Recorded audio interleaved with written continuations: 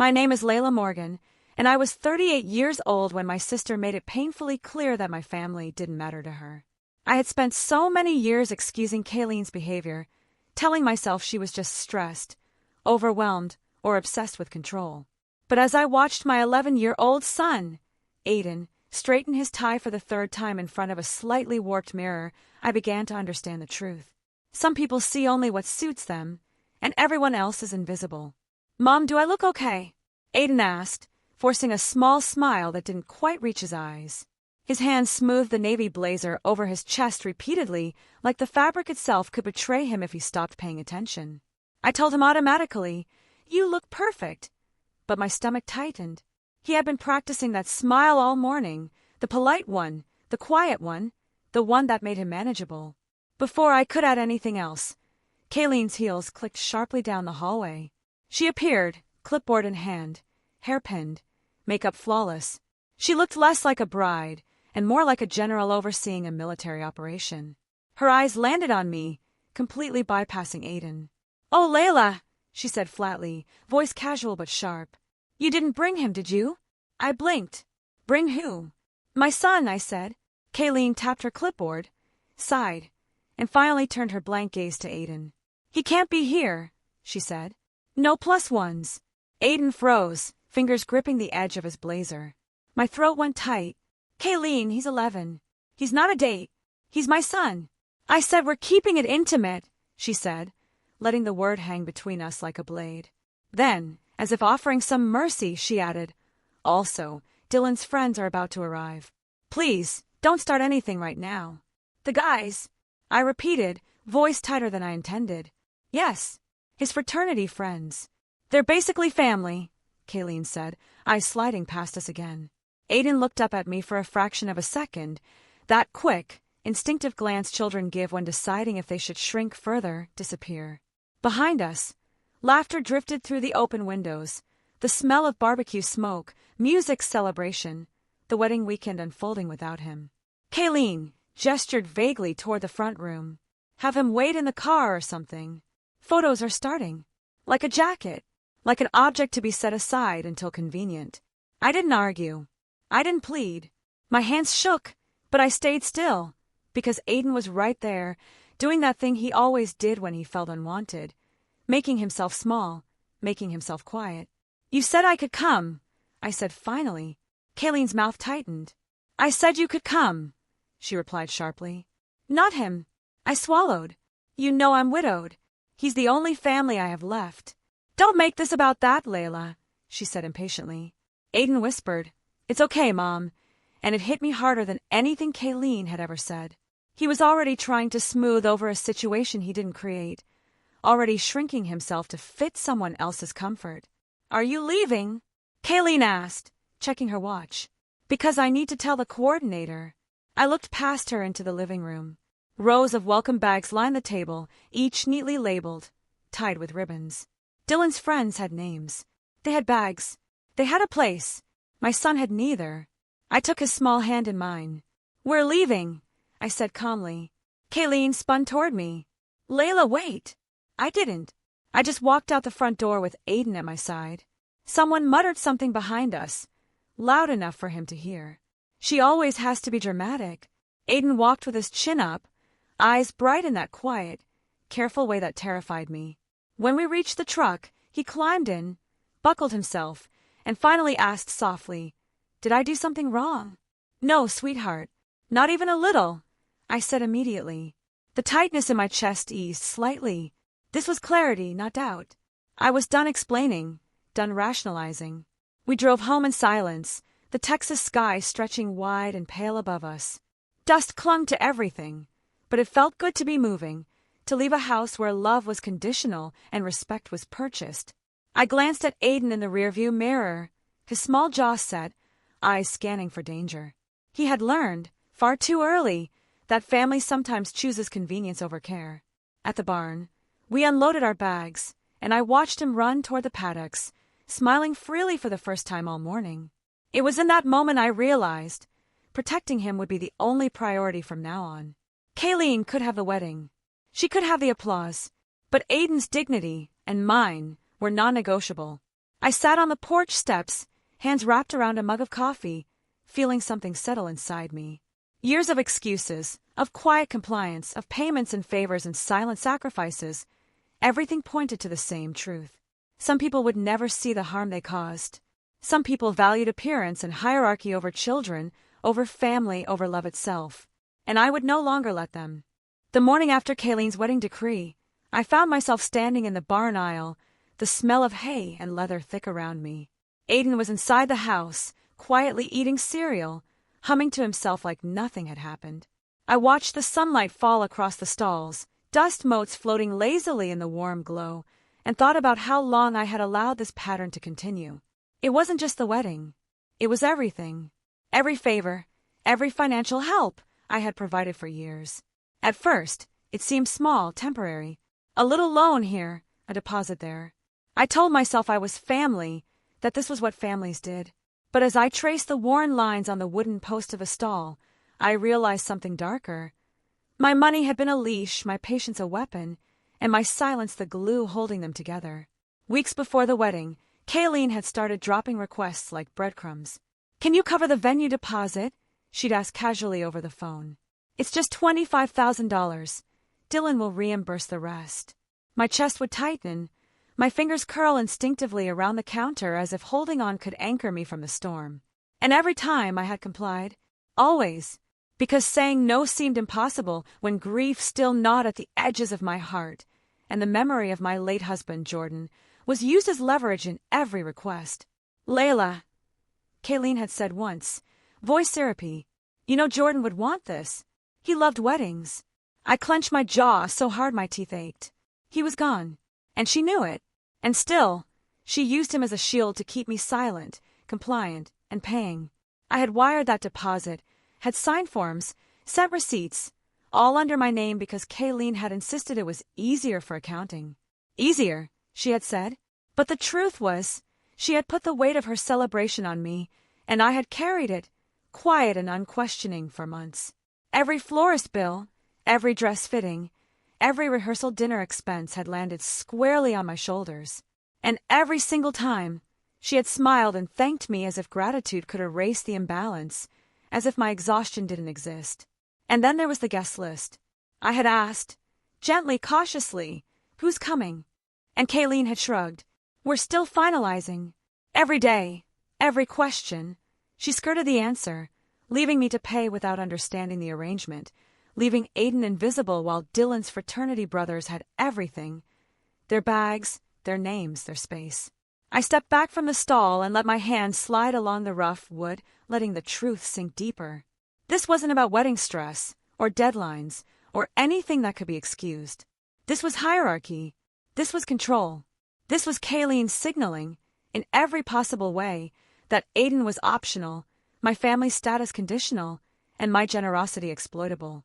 Later that afternoon, I found Aiden in the kitchen, carefully coloring a birthday card he had made for Kayleen. "Can I wear my boots for the wedding?" he asked softly, eyes hopeful, oblivious to the storm brewing outside the walls of our small ranch home. I felt a cold shiver down my spine. He was offering me a solution. He would stay home so I wouldn't have to choose between him and a wedding she insisted he could not attend. My chest ached with love and fury all at once. "I'm sorry, baby," I whispered, kneeling beside him. "This isn't about you. This is about people who don't understand what family means." He nodded quietly and went back to his drawing, little stick figures of horses and flowers filling the margins. Already he had learned how to lower expectations, how to adapt, how to bend quietly so the world wouldn't notice him. That evening, I opened the laptop in my office and reviewed the wedding documents closely for the first time. My name was on everything: the deposit, the payments, the contracts. Every invoice listed me as the client. Kayleen had claimed it was simpler that way, but I realized it wasn't about simplicity. It was about power. Paperwork is authority. If your name is on the line, you are legally responsible. And she had pushed that responsibility onto me while reserving the control. I felt a surge of clarity. This was my leverage now. This was the moment when I could finally stop being used. Aiden didn't have to be excluded, and I didn't have to fund disrespect anymore. I closed the laptop slowly, letting the sound of keys clicking shut echo in the quiet room. I made a decision. Not impulsively, not in rage. Just a decision rooted in truth and protection. The next morning, I called the venue. Calm, precise, professional. I confirmed my suspicion. The deposit was non-refundable, yes. But the remaining balance, the tens of thousands Kayleen assumed I would cover, had not yet been charged. If I canceled the event, there would be no additional fees. I let that sink in. My hands were steady now. I envisioned Aiden in the hallway that morning, frozen hands gripping his blazer, and I knew what had to happen. Cancel it, I said firmly. The coordinator asked if I was sure. I said yes. No hesitation. By the end of the day, the confirmation email landed in my inbox. Event status canceled. Balance due, $0. I didn't text explanations or apologies. I didn't give Kayleen the satisfaction of drama. I simply sent a screenshot confirming the cancellation. Silence followed for exactly 3 minutes, and then her messages began. Rage, panic, pleading. Nothing about Aiden. Only about her pride, her embarrassment, the inconvenience of the cancellation. And for the first time, I understood clearly. Family doesn't demand compliance. Family doesn't weaponize grief. Family doesn't make a child feel invisible. And I would not stand for it any longer. The day after I canceled the wedding, the house felt unusually quiet. Aiden was in his room, building a model horse stable, humming softly, like the world hadn't changed at all. But I knew it had. Everything had changed. The tension that had been simmering under Kayleen's smiles, under polite excuses and subtle exclusions, had finally cracked. My phone buzzed incessantly on the kitchen counter. Texts, calls, notifications from Kayleen, my parents, even Dylan. They all had the same underlying assumption. I would bend, I would pay, I would comply. That I would forgive the slight against my son because family demanded it. I ignored the first few. I made Aiden pancakes, the kind his father used to make, the ones he always smiled over despite the sugar on his cheeks, and watched him eat quietly.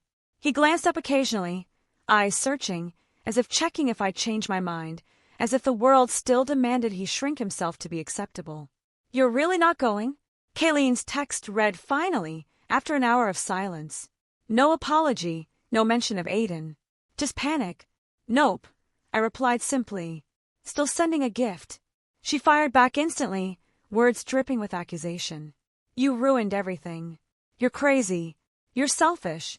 Dylan's going to be embarrassed. I set the phone down, calmly, as though handling correspondence from a stranger. For years, I had excused them. For years, I had rationalized their behavior as accidents, misunderstandings, bad timing. But this was intentional. And for the first time, I felt neither fear nor guilt. Only clarity. Aiden peeked out of his room. Is Aunt Kayleen mad? He asked, voice small but steady. Yes, I said honestly. But it's not your fault. He nodded slowly, accepting it in a way only children who have learned too early about injustice can. She just doesn't like me? I shook my head firmly. No, sweetheart. She doesn't understand family. But you know what? That's okay. We know what family really is. And that's us. He smiled, and it was small but genuine. Not the practiced, cautious smile he had forced at the wedding hallway. It made my chest ache in relief and pride all at once. Later, I went out to the barn, letting the warm Texas air wash over me. I leaned against the rail of the paddock, hands still tingling from the tension of the morning, thinking of every year Kayleen had leaned on me, every time she had demanded help, every slight against Aiden I had excused. It wasn't just about this wedding. It was a pattern. Every favor, every financial obligation, every temporary assistance had been a test. And every time, I had passed silently, masking resentment with smiles and explanations. But no more. That afternoon, I decided to call my parents. I needed to face them, to tell them the truth, and to mark the boundary clearly. You cost Kayleen her wedding, my father said bluntly as soon as he picked up. I inhaled slowly, trying to steady my voice. She cost my son his dignity, I said, and I will not let that happen again. There was a pause, the kind that carries the weight of years of entitlement. It was just one event, he said finally. No, I replied, my voice calm but firm. It was a pattern. Years of you all treating him, and me, as optional as convenient. That stops now. Silence. Then, "You're being selfish," he accused. I listed everything. Every payment I'd made, every favor, every expense covered, every slight ignored. And through it all, Aiden had been a witness, always shrinking, always observing, always expected to be quiet. "And yes," I said, "finally, I am done. No more money, no more compromise, no more letting my son be invisible." My mother called immediately after, voice high and frantic. "You can't just throw away family like this," she said. "This isn't throwing anything away," I said. "This is protecting my child. You cannot buy respect, you cannot fund love, and you cannot purchase dignity for someone who has already decided a child is optional." That ends now. Aiden watched me from the doorway, quiet, absorbing every word. I realized then how much he had already learned about the world, about people, about control and hierarchy. But more importantly, he was learning that boundaries matter, that protection matters, that his mother mattered enough to say no. That night, after he went to bed, I sat on the porch alone, listening to the crickets hum in the warm night air. The sky stretched endlessly above me, indifferent to human drama. And yet, I felt a sense of relief, of clarity I hadn't felt in years. I had finally placed Aiden where he belonged, at the center of my life, shielded from cruelty, loved without condition. In the days that followed, the fallout was immediate. Kayleen's panic escalated. Messages, voicemails, urgent texts. My parents attempted guilt, manipulation, even subtle threats. And through it all, I maintained a quiet, steady calm. I didn't answer immediately. I didn't explain. I simply lived. And Aiden noticed the difference. For the first time in years, our home felt safe. Our routines mattered. Our laughter mattered. Our dignity mattered. And slowly, as the messages piled up unanswered, Kayleen began to understand that this time, her usual tactics, pleas, excuses, manipulation, would not work. That night, Aiden leaned against my shoulder while we watched the sun set behind the pasture. "We're still family, right?" he asked. "Yes," I said softly, hugging him tight. "We always will be." He smiled, and for the first time, it wasn't cautious. It was free. The morning after the cancellation, my phone was relentless. Kayleen's messages had started as panic and quickly morphed into fury. "You can't do this," she typed. "Do you know how embarrassing this is? Everyone's going to think we're crazy." I read each word slowly, deliberately, feeling no rush to reply. I had learned something crucial.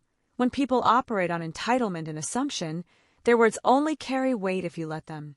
I set the phone down and called Aiden over. "Do you want to go check on the horses?" I asked. He nodded, bright-eyed, already understanding that today felt different. The ranch felt different too. Free. Like a weight had been lifted, one I hadn't even realized I'd been carrying. Kayleen wasn't going to let this rest. By noon, she escalated from texts to calls. I let them go to voicemail. Her tone swung wildly, anger, pleading, then falsely sweet, as though charm could undo the truth. I didn't answer. My mind was clear. She could scream, manipulate, threaten. She could send Dylan or even my parents. None of it mattered. This time I was anchored in the knowledge that protecting Aiden meant drawing a line and never crossing it again. When she finally came to the ranch, unannounced, I met her in the driveway. Aiden stayed close, hand in mine. Her expression flitted between indignation and calculated charm. "Layla, I don't understand why you're doing this," she began, voice syrupy. "I just want what's best for everyone. You're overreacting." "No, Kayleen," I said firmly. "You don't get to decide what's best for my son. You've made that very clear over the past year. Your wedding, your rules, your friends, they come first. Every single time. That ends now." Her eyes narrowed. "You're being dramatic. You're selfish. This is about me, my wedding, my life. And this," I said, lifting my gaze to meet hers, "is about Aiden's dignity. It's about the fact that he doesn't get to be treated like a guest in his own family. And I will not fund or participate in anything where my son is considered optional." Kayleen opened her mouth, probably to argue, but I didn't wait. I pulled out my phone and showed her the cancellation confirmation. Event status, canceled. Balance due, $0. Her lips tightened, eyes flashing. You cost me everything. I shrugged, calm. I didn't cost anyone anything. You chose to prioritize your convenience over a child's presence. That was your choice, not mine. She tried to guilt me, mentioning Dylan, my parents, even our late father's opinion. I let it roll off. Every tactic she had used for years, pleading, manipulations, silent pressure, had no power here. I had money in my account. I had autonomy. And for the first time, I had clarity. Aiden watched quietly, absorbing the lesson that actions have consequences. I realized he had been learning this far too early, but now I was giving him the gift of seeing boundaries respected, seeing that adults could be held accountable, seeing that he mattered. Later, my parents called. My mother's voice trembled. How could you humiliate your sister like this? I stayed steady. I didn't humiliate anyone. I protected my son. He was frozen in that hallway because your daughter didn't want him there. That is the truth. My father tried to argue next, citing tradition, loyalty, appearances. I listed every payment, every favor, every invisible service I had provided over the years. Then I added firmly, no more. From now on, anything involving money, favors, or arrangements will start with respect for Aiden. That's the baseline. Without that, there is no participation. 2 days later, Kayleen sent one last desperate message. Tell Aiden I'm sorry he feels excluded. Not that she was sorry she excluded him, just that he felt excluded. I didn't respond. I didn't need to. The damage control, the panicked attempts to reclaim control, the sudden clarity in her tone. Everything proved my point. She understood, finally, that I would not be the silent, compliant provider anymore. Aiden, as always, observed quietly. That evening, he asked, Mom, are we still going to Sunday dinner at Grandma's? Not right now, I said softly. He nodded, quietly accepting it. No protests, no dramatics, just the kind of quiet acceptance children adopt when they've learned to adapt, but this time, it wasn't resignation. It was relief. The ranch felt lighter that evening, the air less heavy.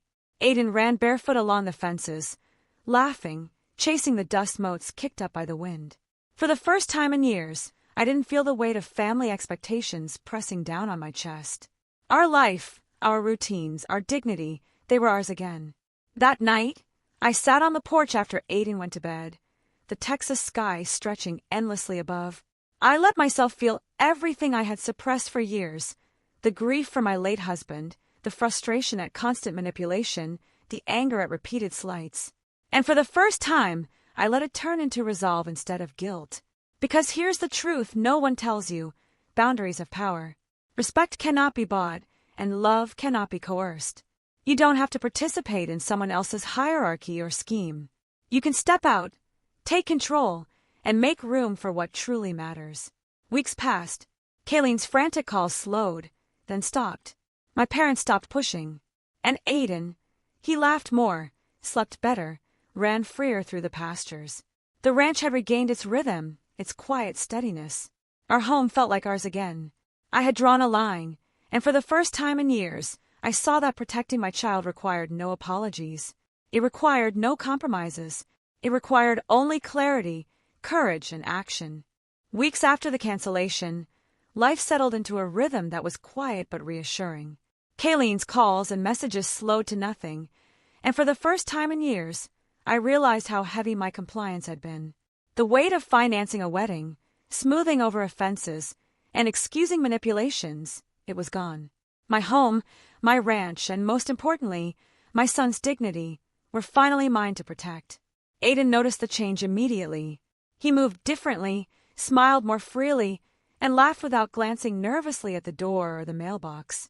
One afternoon, as we hung a new photograph of the two of us in the hallway, just us, smiling, dust covered from chores, he said quietly, "Put it in the middle, Mom, so it doesn't get cut off." I laughed softly, brushing the edge of the frame with my hand. That's exactly what I wanted. He needed to see himself at the center of our world, not on the periphery where Kayleen had placed him. Over the next few weeks, the reality of our boundaries began to ripple outward. My parents stopped pressing. My father made one awkward comment about tradition and obligations, but it fell flat. He realized that the leverage they once had, the money, the compliance, the guilt, no longer existed. My mother sent a single text apologizing, more for formality than remorse. She understood the shift. I wasn't backing down. Kayleen, too, began to understand consequences. Without the automatic flow of payments, her wedding plans stalled. Deposits she assumed I would cover went unpaid. Her frantic attempts at charm, manipulation, and pleading had no effect. She had relied on me, on my quiet compliance, for years, and now the system she depended on had crumbled. And through it all, Aiden watched. He saw firsthand that adults could be held accountable, that words mattered, and that actions had consequences. He saw that loyalty, money, and tradition did not automatically guarantee respect. He learned that dignity is not something that can be bought or bargained for, it must be protected. One evening, after a long day feeding horses and fixing a fence post, Aiden sat beside me on the porch steps. "Mom," he said softly, looking out at the horizon. "They're mad at you. Are they still my family?" I pulled him close, holding him tight. "They're family, baby. But family isn't who shouts the loudest or who has the nicest house. Family is who makes space for you, who sees you, who treats you with respect. That's who matters. And we have that here. Always." He smiled, resting his head against my shoulder, and for the first time I felt complete. This was what protection looked like. Not shielding him from reality, but showing him that he had a voice, a place, and value. Meanwhile, Kayleen's social circle began to shift as well.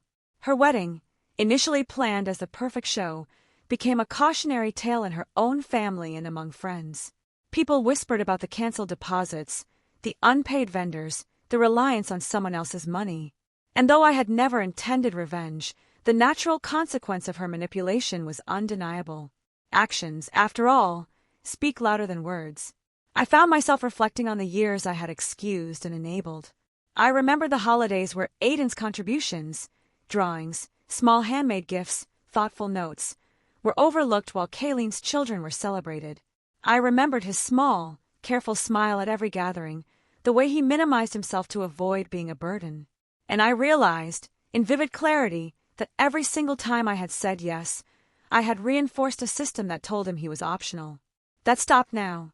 I spent those following days teaching Aiden, not with lectures but through living example, about boundaries, dignity, and self-respect. "You don't have to shrink yourself to make others comfortable," I told him gently. "You don't have to pay for respect, and you don't have to prove your worth to anyone. We make our own rules for what's fair, what's kind, and what's right. And that's what matters most." He listened, wide-eyed, absorbing each lesson silently. But his actions spoke louder. He walked taller. He spoke more freely. He laughed louder. He colored, drew, and planned without hesitating, knowing that at the center of our world, he had a place he could never lose. By the end of the month, the tension from Kayleen, Dylan, and even my parents had dissipated. The frantic calls, the manipulative messages, the subtle pressures, all gone.